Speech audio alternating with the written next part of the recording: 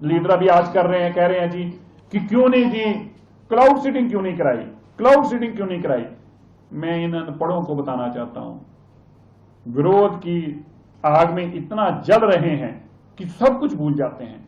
जिसका नाम cloud seeding है उसमें पहले क्लाउड आता है फिर सीडिंग आता है, इसलिए पहले क्लाउड आएंगे तभी सीडिंग होगी, और जिस दिन बादल होंगे उस दिन सीडिंग भी होगी और बरसात भी होगी। ये जिन्हें अभी आपने सुना, ये दिल्ली के पर्यावरण मंत्री मनजिंदर सिंह सिरसा है।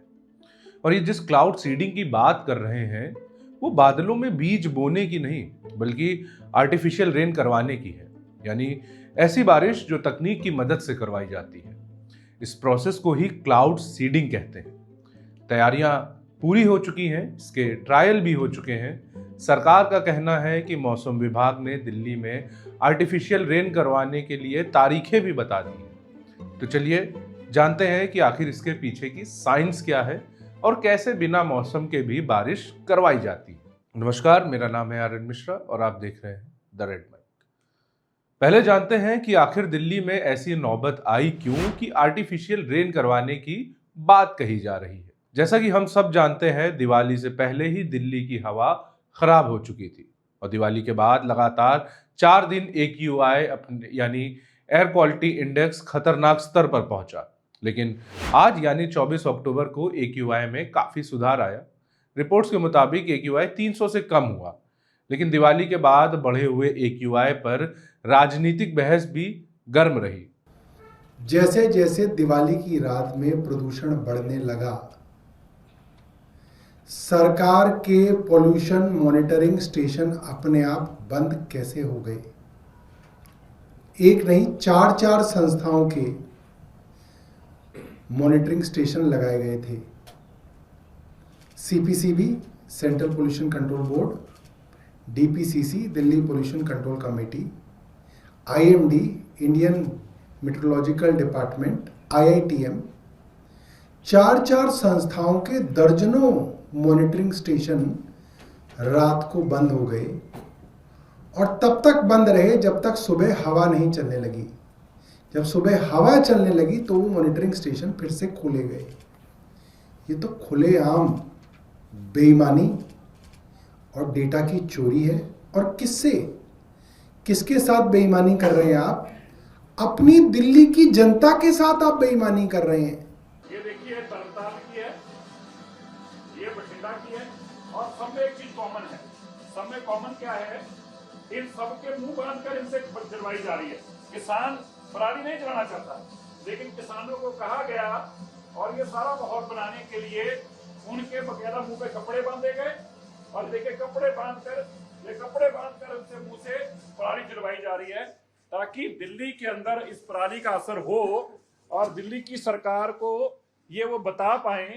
पंजाब के यही आम आदमी पार्टी अरविंद केजरीवाल मुख्यमंत्री के रूप में 10 साल तक रोता रहा और पंजाब के किसानों को गालियां निकालता रहा, कुछ काम नहीं किया। लेकिन अब जब दिल्ली के अंदर मात्र 7 महीनों में, पिछले 27 साल की जो बीमारी थी उसको मात्र 7 महीनों में काम करना शुरू किया, तो अब इनके पेट में दर्द हो रही है। और क्या कर रहे हैं? ये जानबूझकर दीपावली धर्म, सनातन धर्म, हिंदू धर्म को बीच में जानबूझकर ला रहे हैं।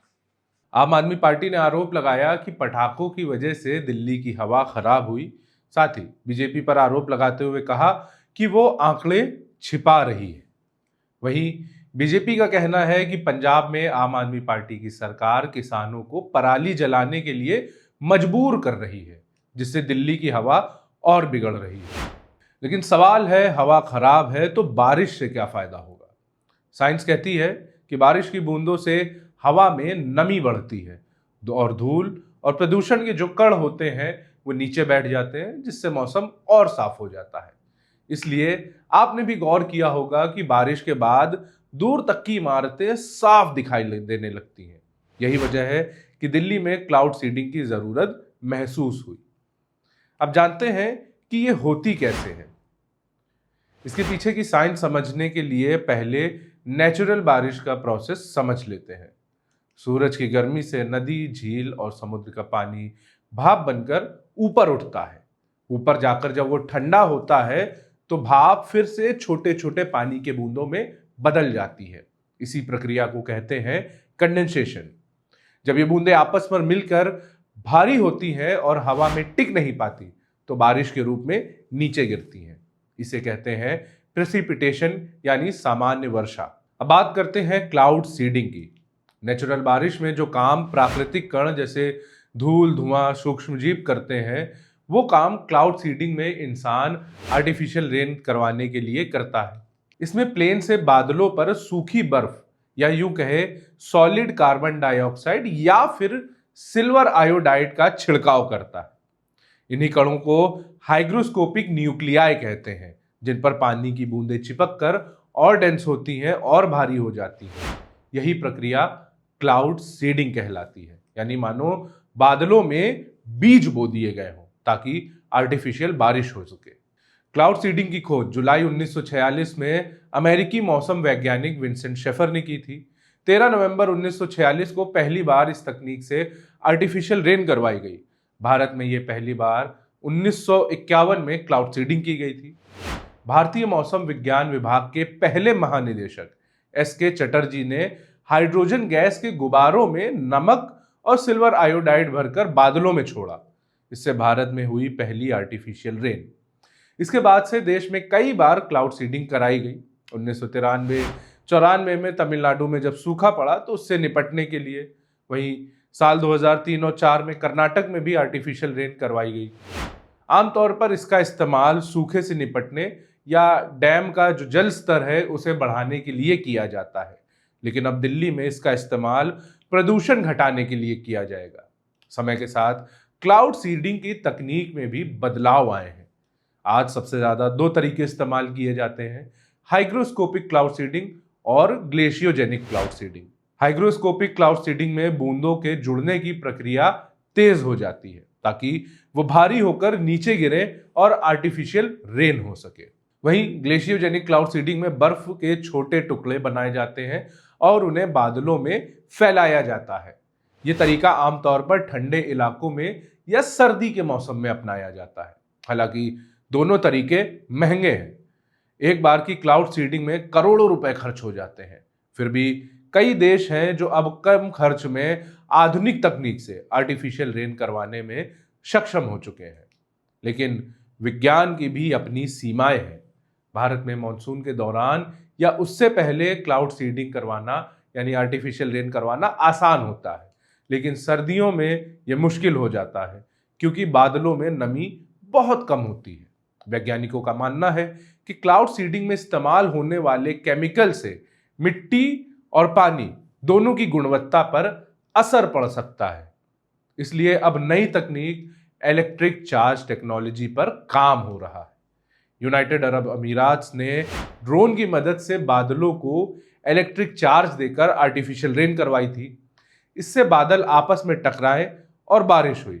हालांकि ये तकनीक अभी बहुत ज्यादा महंगी है, लेकिन उम्मीद है कि भविष्य में इसे सस्ता और प्रभावी बनाया जा सकेगा। अब दिल्ली की बात करें। दिल्ली में 23 अक्टूबर को क्लाउड सीडिंग के ट्रायल पूरे हुए। कानपुर से प्लेन आया और दिल्ली के बादलों पर ट्रायल किया और वापस कानपुर लौट गया। हालांकि पहले तो दिल्ली सरकार का प्लान था कि दिवाली के अगले ही दिन दिल्ली में क्लाउड सीडिंग कर आर्टिफिशियल रेन करवाई जाएगी।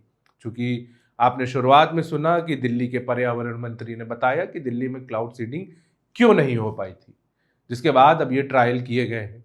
सुनिए क्लाउड सीडिंग के ट्रायल पर दिल्ली के पर्यावरण मंत्री मनजिंदर सिंह सिरसा क्या बता रहे हैं। दिल्ली के लिए आज एक ऐतिहासिक दिन था। आज एक ऐतिहासिक सफलता प्राप्त की दिल्ली सरकार माननीय रेखा गुप्ता जी की अगुवाई में। क्लाउड सीडिंग जो लंबे समय से बात की जाती थी, आज उसकी पहली सफल ट्रायल दिल्ली में की गई। ये ट्रायल आईआईटी कानपुर ने करी और ये कानपुर से सेस्ना प्लेन के माध्यम से की गई। बुराड़ी में इन्होंने एक छोटे क्लाउड के ऊपर पैरोटेक्निक्स के माध्यम से ब्लास्ट कराए, फ्लेयर्स को ब्लास्ट कराया। वो फ्लेयर्स की ब्लास्ट से ये कन्फर्म हुआ कि ये प्लेन की स्ट्रेंथ क्या है। प्लेन को उस इलाके से वाकिफ किया गया और इस टेक्नोलॉजी के माध्यम से जो कि नीचे से ब्लास्ट कर बादलों के ऊपर को जाती है और पैरोटेक्निक्स के माध्यम से ये फ्लेयर्स फैलती हैं और ऊपर जाके बादलों से टकराती हैं, जिससे बरसात हो। अब दिल्ली के अंदर 28, 29, 30 तारीख के आसपास, जो कि मौसम विभाग का मानना है कि बादल आएंगे, दिल्ली की सरकार अब पूर्ण तौर पर तैयार है। लेकिन समस्या एक ही है, दिल्ली के आसपास अभी बादलों के नामो निशान नहीं है।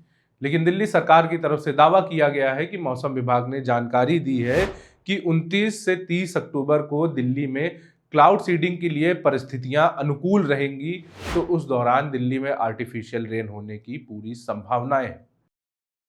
अब दिल्ली वालों के साथ साथ पूरे देश के लोग दिल्ली में होने वाली आर्टिफिशियल रेन और उसके नतीजों को देखने के लिए उत्सुक हैं। आर्टिफिशियल रेन के बाद दिल्ली में प्रदूषण में होने वाले बदलाव को देखना दिलचस्प होगा। मामले से जुड़े और जो अपडेट्स होंगे हम आप तक लाते रहेंगे। तब तक के लिए देखते रहिए द रेड माइक।